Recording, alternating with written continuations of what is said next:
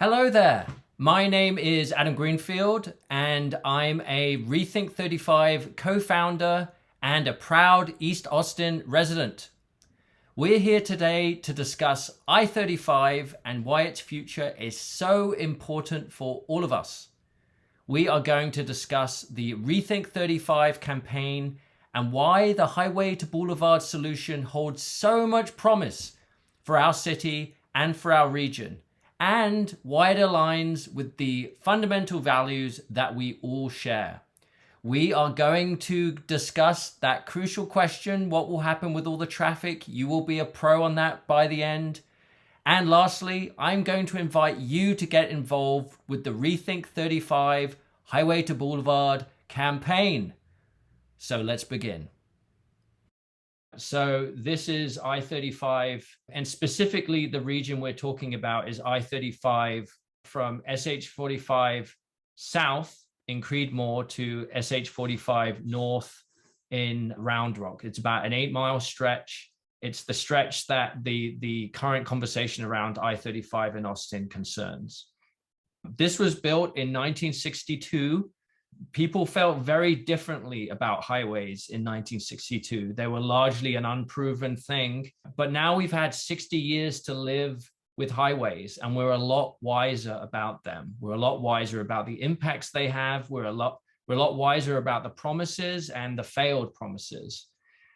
We know what it's like to live near them, how using them is like, how well they work, and so forth. I-35 is aging, like a lot of infrastructure built during the early 1960s, and there's huge pressure to rebuild the highway. This really is a conversation about what kind of Austin we want, what kind of world do we want. Our infrastructure should reflect the kind of world we want, what kind of values we have. We want fairness in this world, people having an equal chance to a good life, aiming to narrow the differences in opportunities that different communities have. We want a prosperous life, happy and healthy individuals and a society, economy, culture, and a prosperous and healthy environment. And we want freedom. We really do all value freedom. What is freedom? It's simply having choices in life and freely being able to make those choices. And lastly, we want a fulfilling life. We want to explore and deepen ourselves. We want to connect with other people. So let's talk about I-35 today. Does it live up to our values? We would argue no. People who live near the highway, it's not fair for them. They bear the brunt of noise and air pollution. People of color, particularly, disproportionately killed and injured on this highway. Many of you know the history of I-35. It was used as a wedge to divide East Austin, where many people of color lived, predominantly from the rest of the city. This has a long history of inequity and discrimination.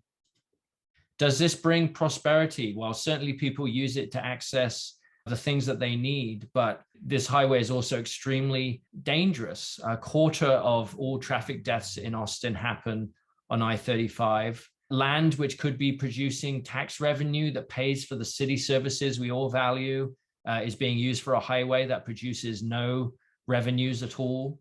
And we are in a climate crisis. Transportation is one of our biggest sources of carbon emissions, and it is this highway that has been partly responsible for bringing us to this crisis point we're in now. Does it bring freedom? Well, to an extent, people can go long distances on it. But highways have stopped symbolizing freedom like they did back in the 1960s. Today, people more associate I-35 with being stuck in traffic than ever before. Also, to use this highway, almost everyone has to own a car, and a car costs, on average about $10,000 a year to own and operate. And so those who can't afford that just cannot participate. And of course, many people cannot drive. They're too young, they're too old, or they simply choose not to drive. I-35 no longer symbolizes freedom like it used to. And the fulfilling life, well, everyone hates I-35. I don't need to say too much more than that. It's a isolating, hostile place. You'll never make a friend on I-35. Putting a major interstate highway through the center of our community, through the most valuable land in Texas, was a mistake. Now, the Texas Department of Transportation, TxDOT, wants to make all of these harms that I-35 visits on Austin much, much worse by expanding the highway to a gargantuan 20 lanes. And this, they recently admitted, will result in 32 acres of Austin land, mainly East Austin, but some West Austin too, seized, and 140 homes and businesses will be demolished. You see in the foreground of this image, that pink line, that everything in front of that image to the highway in the distance will be taken by this expansion. Walk Austin and other groups have a petition to oppose this expansion. Please sign that petition if you haven't already and spread the word. We have to stop this. Now, the chief selling point for widening highways for decades and decades has been that they relieve congestion when they're widened. That is not true. In almost every case, widening a highway has actually made congestion worse. This is the Katy Freeway in Houston, widened to 24 lanes. Peak hour commute times went up an average of 40% several years after the widening, completely undoing the promises for congestion relief. This happens almost every single time. Widening highways does not work. What you're looking at now, I-35, does not reflect our values as a community. So we are proposing this, which we believe reflects the values of our community. This is just a concept. The community would refine the final vision. But this shows the kind of place that's possible. A place with homes and local businesses right on the boulevard, with dedicated space for congestion-free transportation such as buses and bicycles, and perhaps one day regional trains, while still leaving some space for cars too. This would be a beautiful, vibrant place for people to live, work, and to enjoy. And in the area of I-35 we're talking about, if it were turned into something like this boulevard, we would reclaim about 160 acres of land. And just to put that into perspective, that's about the same amount of land as this area defined downtown here between Cesar Chavez and 8th Street and I-35 and Congress Avenue. This is the amount of land that we could reclaim. Pretty incredible. So we think this meets the values of Austin. We think this would make a fairer Austin, where a broader spectrum of people could come here to live on this boulevard, to work, and to enjoy downtown. Passing through wouldn't come at the expense of people who live here. People would like living here, and people could still pass through. We want this boulevard to address past wrongs, to reduce inequity by providing affordable housing, community land trusts, and finances to make sure that displacement doesn't happen in surrounding communities. Prosperity, we think this would make Austin and Central Texas a much more prosperous place with many new jobs, businesses, 160 acres of productive tax-producing land that would go to city services that we all value. And it would also, of course, slash pollution and be a serious dent in our carbon emissions. This is a more sustainable, prosperous Austin. Freedom. So this boulevard, you can see here with these protected bike lanes, with these bus lanes, there could be a train in the future, wide sidewalks. This gives people freedom about how to move around. They don't just have to drive, they have options. And it would be easy and safe. You don't have to own a $10,000 a year vehicle to move around. And a fulfilling life, a place where people like coming to. Who comes to I-35 right now to enjoy themselves? This is a place where you could meet people, where you would have a nice time, where visitors would actually want to come to and do things that they enjoy. Our environment should reflect our values, and we passionately believe that this vision does reflect our values. So a lot of people have asked, what are the differences between the different visions for I-35 other than the TxDOT nightmare vision I discussed earlier? So there are three you've probably been hearing about, one of which is Rethink 35. The other two are Reconnect Austin and the Urban Land Institute's Cap and Stitch. So they are different. So Reconnect Austin proposes burying I-35 through central Austin and covering it with a boulevard. The boulevard might look something similar to what Rethink 35 is proposing. So the big difference between them is that with Reconnect Austin, the highway goes underneath, and Rethink, the highway is converted to a boulevard. And then the other proposal is the Urban Land Institute's cap and stitch proposal, which is would run several parks or wider roads east-west across the highway. We have observed state departments of transportation using caps and stitches to bribe communities into an expansion. We want to make sure that whatever happens, we do not expand I-35, whatever is put on top of it. Highway to boulevard conversions like we're proposing are normal, safe, and increasingly common. They have worked every single time. I'm going to tell you a very short story about San Francisco. This is the Embarcadero Freeway before 1989. You can see it running along the waterfront there. And then in 1989, as many of you know, the Loma Prieta earthquake happened, fatally damaged the Embarcadero Freeway. There was a huge debate about what to do about it. And in the end, San Francisco decided to get rid of it. This is the same stretch today converted into a boulevard. This is now the second most visited area in California behind Disneyland. So what happened to all that traffic that people predicted would overflow into the neighborhoods? A lot of it just evaporated. How did that happen? Well, people suddenly had other transportation options. Other people decided to make their trip at other times off peak, or they took other routes, or they decided that, hey, that trip isn't so important. I just don't need to take it right now. This is a crucial fact to understand about highways, is that you can make them as wide as you like, and you will never ease congestion because more people will always come and fill up the space.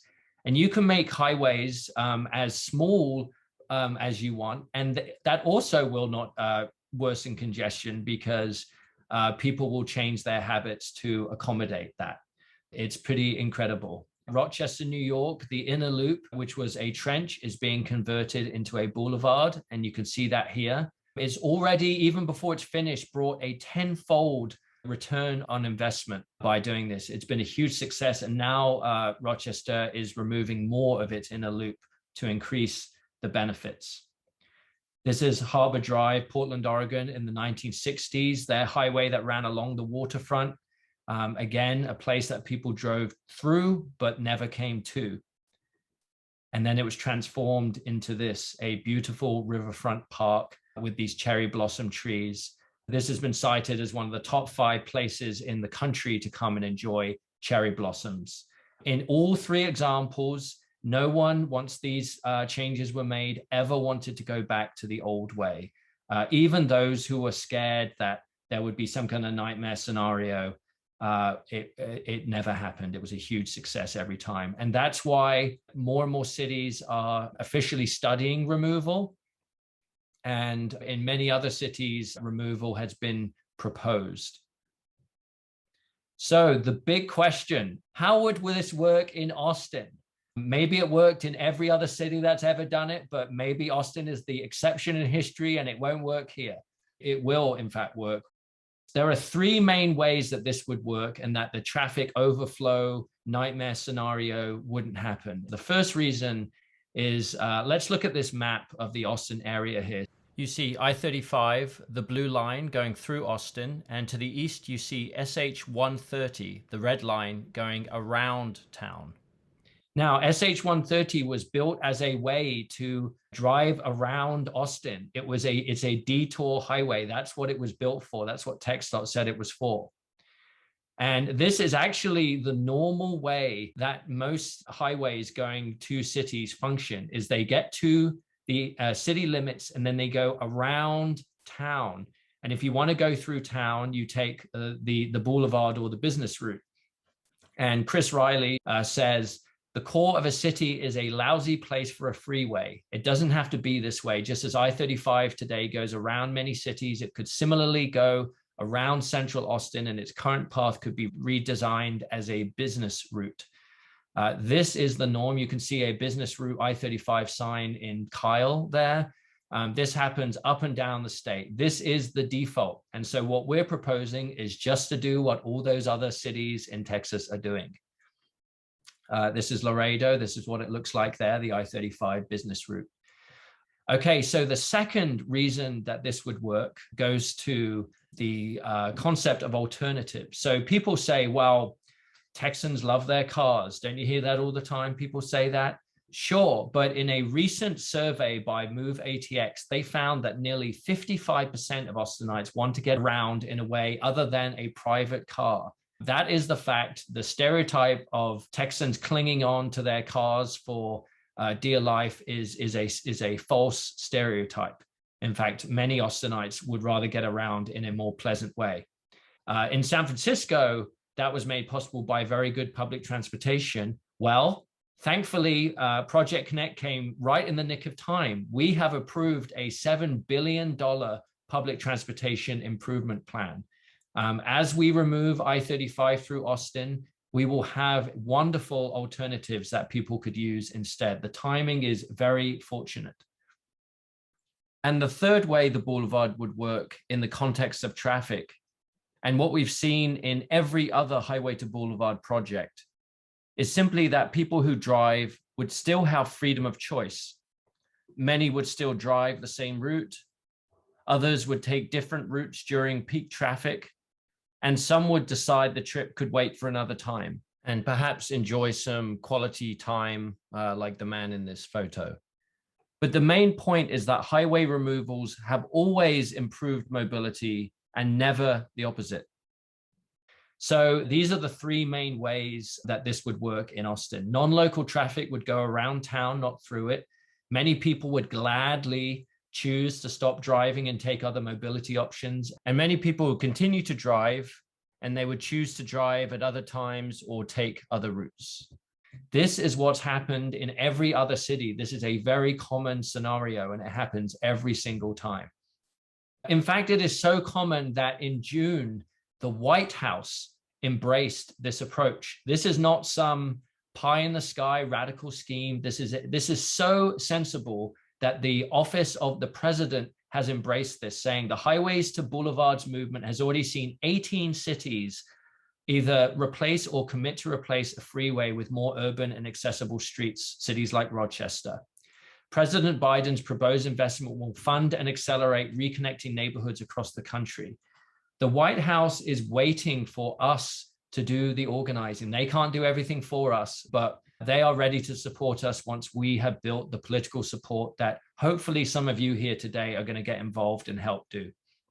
That support is rising. Our movement is now a national movement. Recently, Rethink 35 was one of dozens of signatories to a letter urging Congress to fund the Reconnecting Communities program, which would provide billions of dollars for communities to study and possibly implement highway removal through towns. This is the largest assembly of freeway resistance groups or freeway improvement groups ever assembled in modern times. This is a sign that this idea that we're discussing today, its time has come. Here in Austin, we are raising the temperature around this issue. As some of you know, Rethink 35 and other groups helped lead a press conference at outside Stars Cafe on September 1st. This is a cafe that would be demolished if the Texas Department of Transportation gets its way with expansion. We had 4 Austin City Council members join us, including Council Member Mayor Pro Tem Natasha Harper Madison speaking here. Those council members spoke more forcefully around I-35 than they've ever spoken before. And the reason why they're able to do that is because groups like Rethink 35 are giving them coverage to do so. This is up to us, my friends. Most of us have known about climate change all our lives. If you ever wanted to know what the fight would look like, this is what it looks like. Highways like I-35 have brought us to the brink of climate catastrophe. It is time to remove it. Highway to boulevard conversions have happened before. They'll happen again. We are Austin. We are capable of doing this. If you're young and you want a future, this project is for you.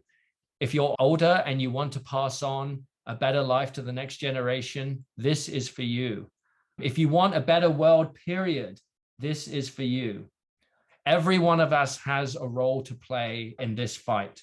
Other people have already answered the call to get involved with this. I want to thank them now, and I want to invite the rest of you to also get involved. Ultimately, our main adversary, our really only adversary, is not the Texas Department of Transportation. It's not oil companies. It's none of those. It's apathy.